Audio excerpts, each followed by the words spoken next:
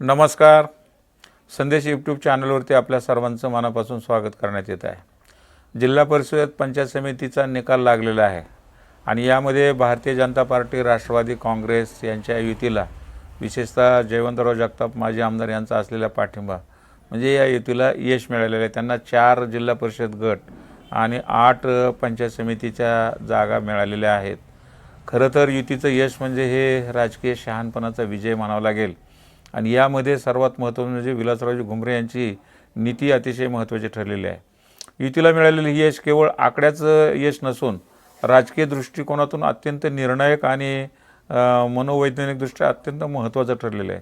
कारण सध्याच्या परिस्थितीत नुकत्याच पार पडलेल्या नगरपालिका निवडणुकीत भारतीय जनता पार्टीला चुरशीच्या लढतीत पराभवाला सामोरे जावं लागलं होतं आणि त्यानंतर लगेचच जिल्हा परिषद व पंचायत समितीच्या निवडणुकीतही अपयश आलं असतं तर तालुक्यात भाजप राष्ट्रवादी युतीला जनतेचं पाठबळ नाही अशीच ठाम चर्चा सर्वत्र झाली असते. मात्र या शक्यतेला छेद देणारे राजकीय गणित विलासराव घुमरे यांनी अचूक ओळखलं. नेमक्या वेळी एक पाऊल मागं घेण्याचं धैर्य दाखवत त्यांनी संजय मामा शिंदे माजी आमदार यांच्यासोबत युतीला होकार दिला आणि जिल्हा परिषद व पंचायत समितीच्या ज्या काही जागा होत्या त्या जागा दोघांनी निम्म्या निम्म्या घेत आपल्या या ठिकाणी अहंकारापेक्षा सुद्धा यशाला प्राधान्य देऊन आणि या निवडणुकीत यशाचा मार्ग प्रशस्त करण्याच्या दृष्टीने त्यांनी जे निर्णय घेतले ते अतिशय महत्त्वाचे आहेत. गेल्या काही निवडणुकीपासून बागल गटाला सातत्याने अपयशाचा सामना करावा लागलेला होता. आदिनाथ सहकारी साखर कारखाना असेल, मकाई सहकारी साखर कारखाना असेल, यामुळं तालुक्यामध्ये त्यांच्याबद्दल जो एक गैरसमज निर्माण झालेला आहे, कामगारांचा रोष आहे, विरोधकाकडून आणि राजकीय लोकांकडून त्यांना जे ट्रोलिंग केलं जात होतं, या सगळ्यामुळे बागल गट कुठंतरी पिछाडीवरती चाललेला होता. पण अशा परिस्थितीतसुद्धा स्वतंत्रपणे पुढं जाण्यासाठी म्हणजे कठीणच काम होतं. पर्याय काहीतरी केला पाहिजे आणि हा पर्याय म्हणजे आता वेगळं म्हणजेच पक्षीय धोरण स्वीकारलं पाहिजे ही महत्त्वाची भूमिका घेतली आणि या विचाराच्या पातळीवरती बदल स्वीकारण्याचं धाडस विलासराव घुमरे, रश्मीदीदी बागल आणि दिग्विजय बागल यांनी स्वीकारलं आणि त्यांनी गटबाजी बाजूला ठेवली. विशेष म्हणजे भारतीय जनता पार्टीचा विचार स्वीकारला आणि पक्षीय ध्येय धोरणानुसार त्यांनी या पक्षाची जवळीक साधली. पक्ष मोठा, आपण दुय्यमच आहोत हा दृष्टिकोन स्वीकारल्यामुळे या निवडणुकीत आवश्यक तेथे त्यांनी माघार घेतली आणि योग्य ठिकाणी झेप घेण्याच्या दृष्टीनं त्यांनी अतिशय निर्णायक असं भूमिका स्वीकारलेल्या आहेत. आता या यशाची व्याप्ती जर लक्षात घेतली तर जिल्हा परिषद 3 गटापैकी 2 गट व पंचायत समितीच्या 6 गणापैकी 4 गण हे भाजपाकडे म्हणजे बागल गटाकडे आलेले आहेत.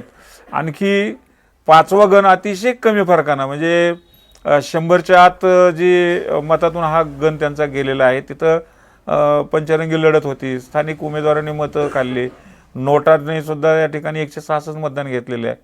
अशा परिस्थितीमध्ये जर युती झाली नसती तर आजचं चित्र हे वेगळं झालं असतं. म्हणजे आजचा जो युतीकडे जो गुलाल आहे हा गुलाल निश्चितच बागल आणि शिंदे गटाऐवजी पाटील गटाकडे किंवा तालुका विकास आघाडीकडे गेल्याचं चित्र आपल्याला दिसलं असतं. त्यामुळं कधी माघार घ्यायची, कधी झेप घ्यायची आणि कधी निर्णायक पंच मारायचा याचा जो अभ्यास आहे हा निश्चितच प्रकारे विलासराव घुमरे सरांकडे आहे आणि त्यांनी त्याचं परिपूर्ण असं जे काही या निवडणुकीमध्ये आपली भूमिका मांडून ते सिद्ध करून दाखवलेलं आहे.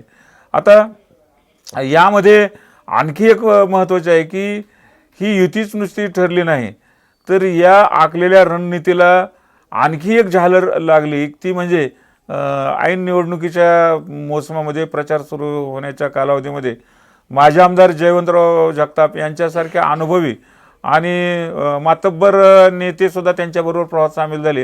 हे त्यांचं उल्लेखनीय यश आहे. आजच्या घडीला तालुक्यात विकास, विचार आणि सर्वसामान्यांचं हित यावर आधारित राजकारण करण्याची संधी त्यांना निर्माण झालेली आहे. आता खरी त्यांची कसोटी पुढं आहे. युती करणं सोपं आहे, युती टिकवणं फार कठीण असतं. समन्वय राखणं, पदवाटपाचा समतोल साधणं हे महत्त्वाचं आहे. आता पंचायत समितीमध्ये भाजप राष्ट्रवादींचं बहुमत आहे, 8 जागा आहेत. सभापती उपसभापती पदं त्यांच्याकडे मिळणार आहेत. जिल्हा परिषदेमध्ये पण त्यांना संधी मिळणार आहेत.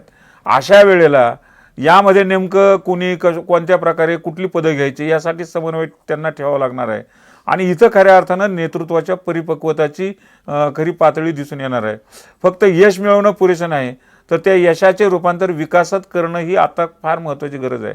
त्यासाठी निर्णय पारदर्शक घेतले पाहिजे, समन्वयानं आणि तालुक्याच्या हिताला केंद्रस्थानी ठेवून या युतीला केवळ निवडणुकीपुरते न राहता भविष्यातील प्रत्येक राजकीय व विकासात्मक टप्प्यावर प्रभावी काम करणार आहे. आता ही युती पुढील वाटचाल कशी करेल केवळ घोषणा नव्हे तर कृतीतून अनुभवता येईल आणि त्याकडेच संपूर्ण तालुक्याचं लक्ष लागलेलं आहे. आपण पुढं कसं कामकाज करतील हे पाहू, पण एकंदरीत या युतीला जे यश मिळाले त्यामध्ये पडद्यामागे राहून सुद्धा विलासराव घुमरे यांची रणनीती निश्चितच महत्त्वाची ठरलेली आहे.